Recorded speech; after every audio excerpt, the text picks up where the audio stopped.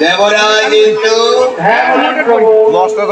আমি যে কন্যাটাকে নিয়ে ময়নানগরে যাচ্ছি, কাল পূর্বে তুমি আমাকে দুটো প্রশ্নের উত্তর দাও।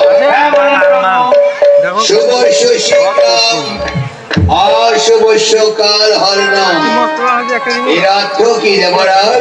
আমি বলছি প্রভু, আপনি আসন গ্রহণ করুন। শুভস্য শীঘ্র আর অশুভস্য কাল হরণম, অর্থাৎ শুভ কাজ যত তাড়াতাড়ি করা যায় ততই মঙ্গল, আর অশুভ কাজ দেরিতে করা উচিত নয় প্রভু। দেবরাজ